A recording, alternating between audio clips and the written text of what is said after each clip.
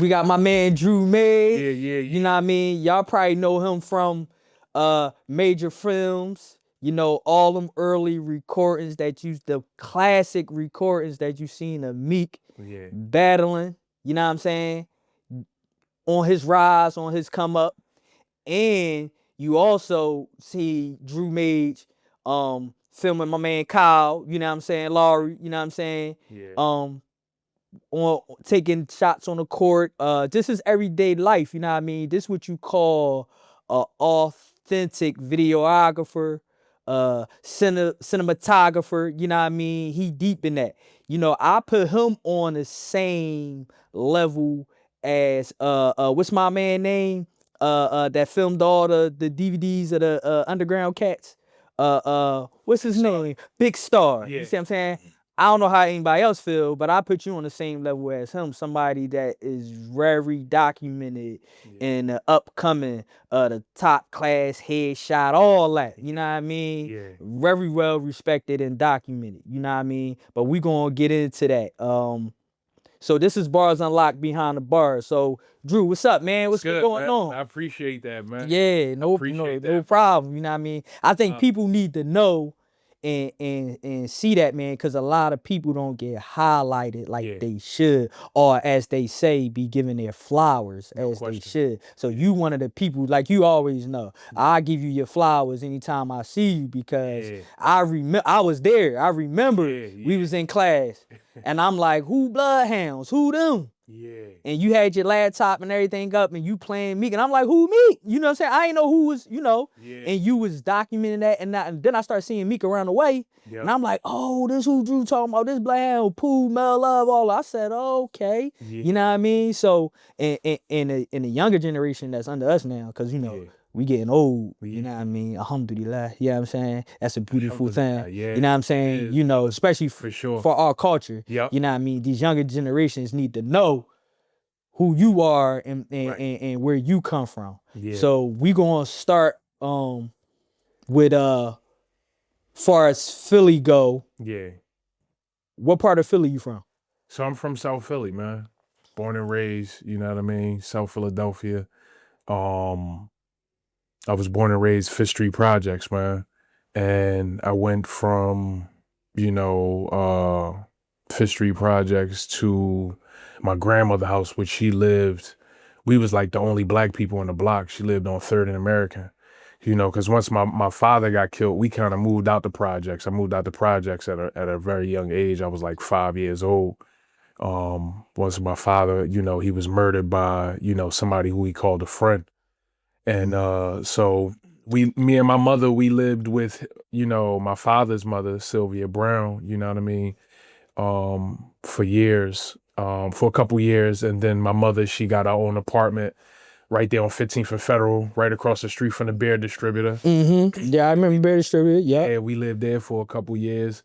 And then she bought a house, you know what I mean? She bought a house right off of 20th and Snyder. And that's where, like, you know, I kind of... That's where, I made my bones. The legend of Drew Mays became. Exactly. Okay. Yep. So we're going to take it back a little bit as far as Fifth Street. How long you lived down Fifth Street? I lived down Fifth Street not too long, man. I was a young kid, you know. I was born and raised there. But, you know, like I said, once my father got murdered, my mom, she moved from out of there. Okay. You know, I kept, you know. Cause you still got family down there. Yeah, I still got family down there. Yeah, still got family down there. But you know, I wouldn't. To be honest, like besides my family, I wouldn't even be able to tell you nobody from down there because I didn't really grow up down there. Oh yeah, cause so you was very small when you left. Yeah. And anybody who I knew from down there is just like, they knew my pop and they just like, yo, that's Lil Turk. Okay. You know what I'm saying? That's Lil Andrew. Lil Andrew, okay. Yeah, so, but I didn't grow up down there. You know what I mean? Just being honest, like, you know what I'm saying? Okay. So. But your pop grew up down there? Yeah. Okay. My pop grew up down there. You know, people know who my pop was. They called him Turk. or Turk Gotti, you know. Turk Gotti, okay. Yeah. All right. Yeah, so he was well known, well respected in the Fifth Street projects for sure. So he was in the streets down there? Yeah, my Okay. pop was in the streets, yeah. Okay. Yeah. So at what age did he wind up passing? My dad, he was like 21, 22 years old. Oh, he was that young? Yeah. Yeah. Because they had me, you know, they had me at a young age. My mom was 16 years old. Me and my mom, we only 16 years apart. Okay. So, yeah. Okay. My mom, she had me at a young age. So they was young, you know what I mean? And, you know, my pop, he got murdered like, it was September 2nd, 92. Okay. 92. So I was like 4 years old, you know, about to be 5. Okay. Yeah. So your mom ever expressed to you, or y'all ever had a conversation on like how hard that was for her? Nah, you know what? We really we really didn't. You know, but I could just, like, me being a grown man, I could just imagine what she did, you know, what she went through, and losing your lover and losing the father of your son, you know, at a young age, and what she had to go through dealing with me after that, because I was a rough kid. You know what I'm saying? I was a rough kid. I remember those very days. Yeah. Yeah, I remember those very days. Yeah. So, I like to say now, like, you know, looking back, I like to say, like, she did an awesome job. Right. Man. She Right. did an incredible job with me, because, you know, a lot of people that I've talked to that have parents that lost a parent, like, some people give up, man. And my mom, she never gave up on me. She never gave up on me, like, and she actually probably the reason, you know, that I'm as talented as I am today. Right. Because she kept me busy, you know. Like I said, I was a rough kid, so kept you entertained, doing stuff. Yeah. She kept me stimulated with different things, like, you know, I played baseball, you know, of course, basketball, football. I did ballet. I did tap. You know what I'm never knew that. Yeah. You ain't tell me that one. Yeah, I did tap. That's decent. You know what I mean? One of my favorite artists is Gregory Hines. Yeah. You know what I mean? The famous one of the tap goats, dance. Yeah, he the GOAT. Yeah, for sure. Yeah, I was trying to tap dance before too. I ain't never got into no program or school. I wish I would've. Yeah. But yeah. Okay. I used to be in a program, man. It was like right there on like 23rd and Pierce. I forget the name of it.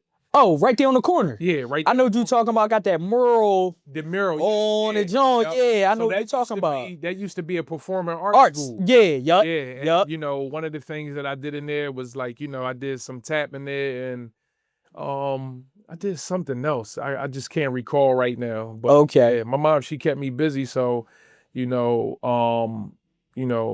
I thank God, man, that she had the strength to even, you know, go on after that, because, like, you know, me dealing with, not even looking back, but like dealing, you know, seeing people like in current times, like losing, you know, the father of their children, like, you know what I'm saying? It's rough. And it's rough on these women, man, having to deal with these kids and having to put up with these kids. On an alarming rate, though, the way these young guys going out, man. And then that's where we see a lot of the youth.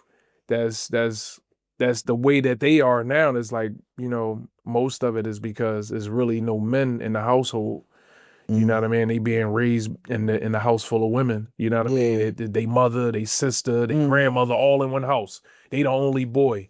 Right. You know what I'm saying? So who teaching them? Exactly. Right. You know what I'm saying? And like, you know, these women, they doing a great job, man. But it's just like, you know, young black, you know, growing boys need a father. You know what I'm saying? And the reason why I was so rough is because looking back at it now, it's just like I had a void missing, not knowing, you know, I'm misbehaving because like you lashing out, like because it's, you know, I don't have that person there, you know, my father to get me down or show me the way, or you know what I'm saying?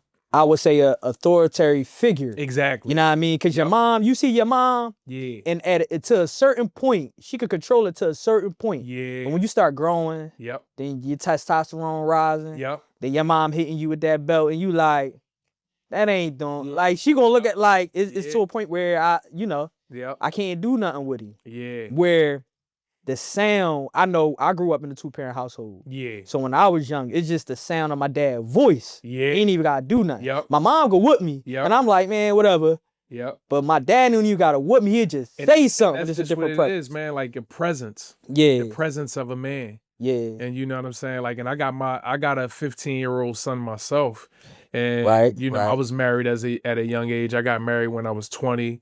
And his mother was 19. And we had him our first year of being married. Okay. So, and that was my whole thing. Like, my whole thing is just like, yo, my son is going to have a 2-parent household. Like, you gonna be able to wake up and see both his parents under one roof. Yeah. But we got divorced like when he was like 6. Okay. So, it just didn't work out and which happens though, because of course. I think, if y'all not gelling together, it could be more detrimental. Y'all in the same household. Yeah. Constantly fighting and doing this and doing that. Yeah. Where y'all could co-parent and they could see y'all in a better light. Absolutely. Far as y'all in the same household. Of course, you would want the same household. Yeah. But if it don't, some people still try to make it work with 2 people in a household, and that could be more, because as you know, I know people that grew up with 2 parents, but the dad probably doing this all the time, the mom doing this, and they be some of the worst people that turn out. So just because you don't got just because you got a 2-parent household, that don't mean all the time. Facts. You gonna turn out right. It gotta be everything. I think gotta be the right balance. You know what I mean? And of course, I think what's is missing today, whether you Muslim, you Jewish, or you Christian, you know what I'm saying? But all under Abrahamic law, which is the monotheism, belief in that one God. I think a lot of people don't have that in their household. Some type of glue that will hold it together. You see what I'm saying? No question. So let's get back to the childhood, right? Yeah. So once you move from 5th Street, you move where? I moved to 3rd and Porter, American Street, with my grandmother. Oh, you was at 3rd and Porter. Yeah. So that's where what was the makeup like down there? Was it like Irish? Yeah, it was a bunch of mostly like Irish people, white people. You know what I'm saying? It was mixed because as you know now, it's still diverse now. You got like a bunch of Mexicans moving in. So that's what it was like. You know what I mean? And it's still like it's kind of more it's more diverse than it was when we were growing up. But for the most part, like we was the only black family on the block. Period. Like it wasn't my grandmother's house. That was it. Okay. You know what I mean? So. And then you had like like Whitman. I think we called it Whitman projects, even though it wasn't really a project, but like there was like a little section where as though it was like 3 blocks, whereas though this is where the black families were. You know what I mean? For the most part, that was like a couple blocks away from American Street. My man B, shout out my man B. He from Whitman, so that's how we met. That's childhood good friends. Okay. Yeah. So y'all still got that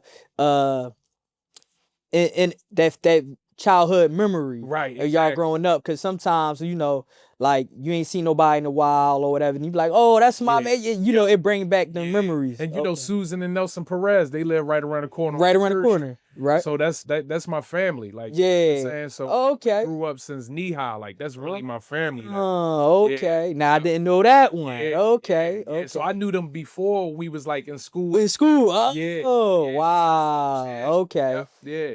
So the diversity part of it. Yeah. All right, I'm gonna give you 2 different questions. Yeah. Cause growing up on 20th Street, right? Yeah. And growing up down there, of course it's more diversity down there. Yeah. Right? What's the difference between the 2? Like, when I was younger, man, we moved to 20th and Snyder. I was like 8, 9 years old. So it was pretty in that time, it was pretty much the same. Now moving on the block that my mom moved on, which was Opal Street. We we were the 4th black family on that block. This neighborhood is all Italians at this time. This like, you know, 97, 98, you know, this is around that time where we moved, and this is, you know, it was mostly Italians. You know what I'm saying? And then, you know, they started moving out once we started moving in. Because one thing about Italians is they don't live amongst other races. Like Italians live amongst Italians, which I ain't mad at that. Like, you know what I'm saying? Like, you know, I think that's a beautiful thing. Like, you know what I mean? And if they, you know, Italians, they live amongst Italians. If they need some work to their house, if they need their roof fixed, they call Italians. They need a plumber, they call an Italian plumber. You dig what I'm saying? Keeping the money circulating inside the So what they did was, once we started moving in, like, you know, black people and brown people, once we started moving in, they started moving more past Young.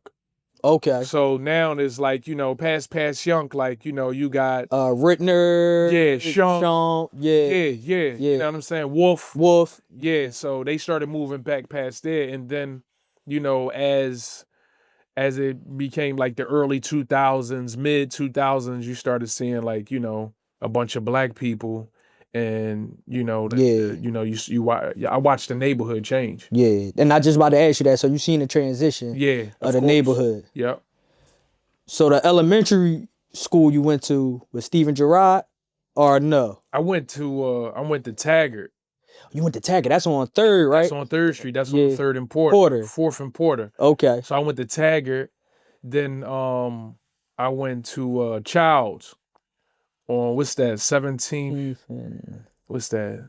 I think that's 17th and Dickinson, I believe. Is it Dickinson? I think it is. Yeah. Between Dickinson and Tasker, right? Yeah. Something like that. And then from there, they was trying to send me to Daniel Boone because, like, you know, I was rough. Yeah. I was wild. I used to be wild. Yeah. Like, yo, look, we gonna send him here. But, you know, I got it together. And then middle school, that's when I went to Vere. I went to Vere Middle School. Okay. That's on 24th and 23rd. Yeah, 23rd, 24th and Snyder. Yep. So you did all 4 years in Vere, or? Yeah, I did all 4 years in Vere. Yep. Okay. Yeah.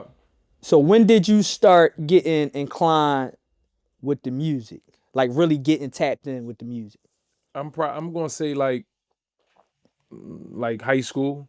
High school? Yeah. I've been musically inclined though, you know, because, you know, I was raised up around music, and you know, my stepfather, like, you know, he had like all the latest CDs, like every major hip hop artist or jazz artist, like, you know, he had the CDs. So I would take his CDs from his collection and just listen to them. So I was always up on, you know, culture, you know, at a young age.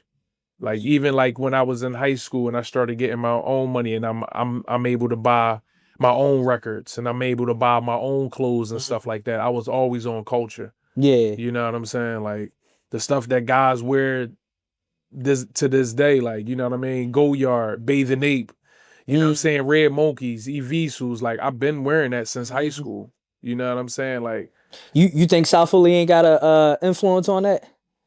Yeah. On the style? Because I heard, you know, I don't want, you know, but I heard South Philly was the you know. Yeah, of course. Real stylish back then. Yeah, you know I mean, hell yeah, man. Yeah. Even now, you know, fly, man. Yeah, SB was always fly, man. And you know, I would like to say is like the flyest part of the city. Right. You know what I'm saying? Like, you know, as far as like, you know, dudes throwing that shit on since the 80s. Right. Since right. the 80s. Right. You know what I'm saying? It's documented. Yeah. So. And I contribute that some of that because South Philly being diverse, so we seen the Italian guys dressed in minks and stuff like that. Exactly. We could walk in town, and it depends on what part of the city. Some say in town, downtown, whatever. Yeah. So we could walk in town and hurry up and buy this stuff, and because it wasn't nothing for us just to go down there, but we also see different people, different cultures influence, you know, rock Mexicans, stuff. Asians, right. So I would say South Philly is probably the most diverse part of the city. I would say, because you're not going to see that. You're not going to see, you know, you're not going to see it mixed up like that. Irish, Cambodians, Italians, blacks. Even part of Fifth Street got Mexicans. Yeah. Puerto Ricans. Yeah. Yep. So in North Philly, you're gonna see black and brown people.